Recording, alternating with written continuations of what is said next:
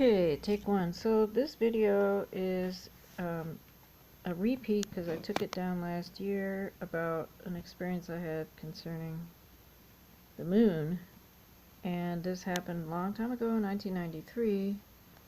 And last time I made a video about it, I just got electronically harassed by the spammer community or whatever in my comments, and other kind of things happened. I guess at one time it would have been considered dangerous to talk about this sort of thing. So anyway, I'm going to try to do it again and get it out of my system. So, and what inspired me too, because I woke up thinking, well, should I tell that story again? Is it relevant? Have things changed or not?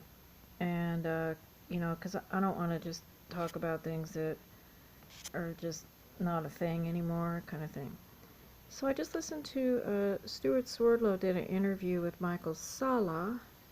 In case anybody doesn't know Michael Salla, Dr. Michael Salla, a great interview, and I've been following Stuart since that time and met him a little bit. But anyway, it was a great interview, and Stuart also mentioned stuff about the moon. So I thought, okay, let's just put it up there, and it'll be part of my little thing. So in 1993 in September, some friends of mine who had property in the woods, it was a warm September night, it was a full moon, and we decided to camp out and sleep outside that night. So they made their little pallet on the ground out here. This is them. And I used to live on their property. They had 5 acres, and so I was like over here, at least like a good 300 yards away. Okay, so, and of course we were all, this was 93, so I was in the run to school again, and so instead of just laying down going to sleep or having a big fat party, we would just sit down and focus. And focus meant remote viewing, remote seeing, finding out things you wanted to know about, just focusing on the thought of what you wanted to know about. So that particular night, I put my blinders down and sat up, and the object of the game was not to lie down, just to sit up and do everything in a sitting up position. So I had become real accustomed to that. There were times when I didn't sleep, when I didn't lay down for most of the night at all. I got really used to resting by sitting up that way. Anyway, I'm sidetracking. So that night, there was the old moon, and I decided to focus on the moon and ask what's going on with the moon, because all my life I had this aversion to the full moon, not because I didn't think it was pretty, but whenever I was around full moon parties, things like that, I shied away, and I just generally didn't join the party. So all this celebration of the moon and things, for some odd reason, I just didn't get on with it. Just like I mentioned in my other videos about Halloween, I didn't like that. So I felt pretty strong and good that night. I said, what's going on with the moon? So I put my blindfold down, and I had a 3-part dream experience. I'm just scribbling for something to do. Okay, it was a 3-part dream experience, which was the first time I had a 3-parter. And that means a kind of dream where you have the dream, and all these things are going on, and then you wake up, and then you go, wow. And then you go back to sleep, and you have a continuation of that dream. And it tells you more. Well, in this experience, I had 3, which I haven't had. Only the other night, I actually had a 2-parter. It's been forever. And I don't try to make it happen. It just spontaneously happens. And that's what tells me of all the different kind of dreams there are. Someday I'll make a video about that. But, you know, there's like psychological dreams. There's prophetic dreams. There's lucid dreams. There's experienced dreams. There's dream memories. There's all different types. But anyway, so I had the blinders on, and I started out by, okay, what's going on with the moon? So right away, again, it was as if I had no blinders on. So right away, I'm sitting there, and then all of a sudden I saw this red dot, as if I was looking up. Bear in mind, I'm staring straight ahead with a blindfold on, but then in this experience, I'm looking up, and from the direction of that full moon, I saw this red light in the sky, and I've seen this red light looking like a star shape. The minute I looked at it, it started coming toward the earth. And I'm like, oh, something's coming. The closer it got, I could see that it was a red light attached to some kind of black box. It was happening pretty quick. Then it got to the ground behind where my friends were. By the way, there were mountains out here and a bunch of trees. It landed on the ground, and then in my experience, I stood up and I turned around to go see it, and out popped this dude, like this freaking Joker clown guy, which later on, when I saw the movie, okay, Whitley Strieber had written Communion, and then a movie came out. So I saw the movie after this happened, and I just flipped out, because in the movie, the creature in his movie that was a Joker clown type of guy was just like this guy. So this guy pops out of this box, and he starts, hi, da da da da, he starts talking to me and doing all this word salad and all this stuff, and I walked up closer to him. You know, first I thought, okay, he's just some kind of eccentric hippie guy or whatever, you know, like whatever. But the closer I got to him, the worse he felt. He felt kind of like not friendly. And he was trying to distract me with all this talking and stuff. So I turned around and I left him, and I went in and sat back down in my dream. And the minute I sat back down, this is the gist of the story, this laser type weapon just came down from the moon and just zapped me faster than lightning in the chest. I mean, it was just like a frickin' ray gun, boom, in my chest. And when it did, at the same time this happened, you know how time is, it's all scrunched up. So at the same time this hit me, there was this, you know, and it's funny whether I just had the remote knowing thing telling me this, or that device was telling me that, but you would think they're not going to tell me what it is, right? It hit me so hard. And when it hit, I knew that what it was a weapon, and this weapon was designed to, and these are the exact words, I've always remembered them. I did write this down after it happened, and I sent it to Val Valerian, by the way, never responded. But anyway, the function of this weapon was to, let's write it down, eradicate the, I'm doing this with the camera on in my hand, it's weird, the emotional intelligence of the fourth seal. I don't say chakra because I like the fourth seal of the human body. So this technology sent from here was supposed to, you know, do exactly this, eradicate the emotional intelligence of the fourth seal of the body, like hit me in the heart. As in heart attack, and this is why I like to tell this story, because what happened was, as soon as it hit me and I got all this, I woke the fuck up, and I thought I had been killed. I mean, I was my body was shaking. I felt almost like this huge pain in my heart, but I was shaking so bad, it was very, very real. And I woke up, I said, oh, you know, all that clown stuff, all that, oh, that was a dream. I was shaking. It took me a minute to calm down, but as I came to, and I thought to myself, oh, it killed me. Okay. So, and this stayed with me. This was just echoing. That was the function of this thing from the moon. And it also was apparent that the fact that I decided to ask what's going on with the moon, well, this was the answer I got, and also that whatever sent this did not like me asking, so it just hit me back, basically. Like, oh, you want to know what's going on the moon? We're not going to tell you, we're going to shoot you and all this. I mean, all that came to me. And so the night was still quiet, and I lifted up my blinders, and my friends were just sitting there, and it was a peaceful night. So I thought, oh, whoa, okay, so I'm okay, and that happened on a different level. You know, that happened to my so-called body, but not my total physical body, so I felt a little exuberant, like, okay, you didn't get me. And then I said to myself, okay, so what was that about? And I put the blindfold back down. And then, without knowing I could or anything, you just sort of get a little adventurous. Like, what was that about? The next dream happened. And in this dream, I was sitting in this restaurant that looked like it was in New York City or something, a big city. And they had these little tables and these stools like this, and I was in like a French cafe kind of thing. And there was this doorway that had this long hall. And, these customers would come in, like business people would come in. So anyway, I was in there, dinky dink, and I was waiting for some people. And then they came in, and I was supposed to be going to meet these people. And there were these two tall people. The woman came first. She had like this business suit on. And the man had a suit on, and they were like in their 60s, kind of older. I was in my 30s, so I call 60 old.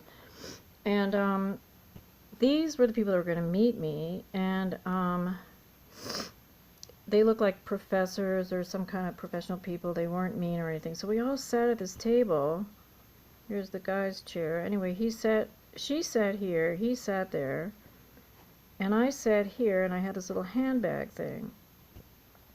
Well, they start asking me what just happened in this dream.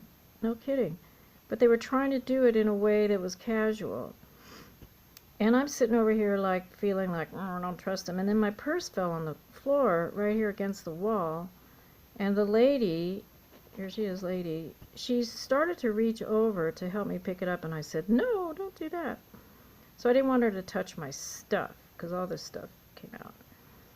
Okay, so that was that. Then I woke up and I said, oh, okay, so I met these two so-called human people that were asking me about dream number 1, and that was pretty bizarre because this dream obviously tied into that dream. So then I felt I was really having fun with this night. So then I went back in the focus, and then there was part 3. Oh, good, it's 12 minutes. I'm telling it fast. So then I went back, and part 3 happened, where I was in what was called the Master Center, which was a place where we would meet people that were students at the school. Anyway, there was a big party getting ready to happen, and I was sitting in this audience. There was a stage was there. Everybody was going to wear their, get dressed up and make a mask and wear a mask. And if you went to the Romp to school, well, anyway, I don't want to talk too much about that. But anyway, it was going to be a big party, and it was good. And I found myself sitting next to Patty. And Patty was the partner of Val Valerian at the time. She was also my massage therapist and all that. So in this dream, I start telling Patty what just happened with all this. I said, Patty, guess what? I got this heart attack from the moon, and then blah, blah, blah, blah, blah. And I knew she'd believe me. And then we got ready to dance, and I was going to do like a butterfly dance. It was like all victorious. So essentially this dream was like a celebration of having survived that and bypassed this and everything. Okay, so that was the experience of the 3-part dream.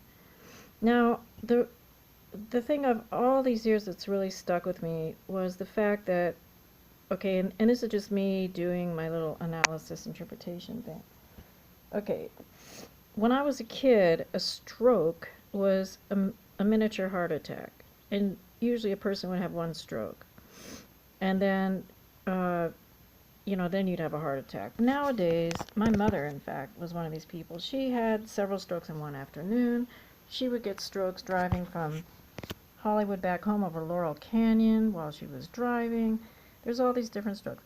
The other thing that society does is that generally society tells you if you have a heart attack, there's something wrong with you. Okay.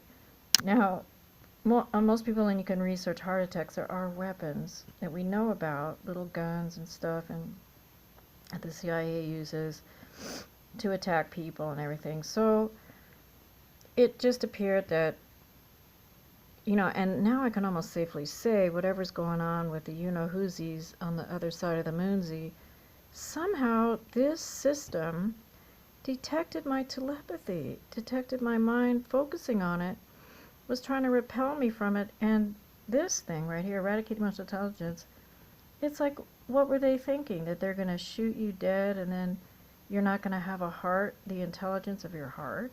Which is stupid if you think about it, because like destroying your heart isn't going to that your heart is the physical part of you, but your emotional body isn't there. But what, what gives people a heart attack? Well, like in my family, say, oh, don't tell so-and-so a secret, they'll have a heart attack. Usually some kind of a shock often gives people a heart attack, and it's really sad. So anyway, then they made all this medication, and then the propaganda is that it's your health that causes your heart attack, it's not you. But this was an example of a heart attack coming from the outside and attacking the human body. So it was obvious, oh, there's a campaign to just donk out people and donk out the emotional body and everything like that. So this happened in 93, and in my other videos that I made before when I had my son in the hospital, sorry, I'm sniffing, because I put castor oil in my eye. So 93, and then 94 was when I married his dad, and 95 is when he was born. Anyway, it's just obvious there's been this campaign to just get rid of human beings like myself, and to see if they could eradicate the emotional intelligence of the fourth seal of the human body. So they shot me in the chest. It felt real. And who knows, y'all can guess exactly where this came from. So like if there's still these bases with these let's just call them bad guys. I don't even want to surmise who they are. Bad guys over there on the dark side of the moon, trying to create this bad future and everything like that, that would be what that is. So, the moral of the story, oh look, 16 minutes. The moral of the story is, what is it? Just, keep your heart strong on all levels, physical and emotional, and trust your emotional intelligence, and understand that the dehumanizing of people is, they're trying to do that, and plus there's this mockery thing, like, well, anyway, I don't want to analyze it too much, but that's just what happened. So, and then, oh, by the way, the next morning, I got up, and then my friends were there, and I told them what happened, and they just stared at me. And I thought they would just say, wow, that figures that you would have that happen. But they just stared at me like, what? Because they just didn't have any kind of thing happen that night. And then, not long after that, somebody told me that, they said, oh, weren't you there at the Ranta event where he told people not to focus on the moon? So Ranta had given people a warning, don't focus on the moon.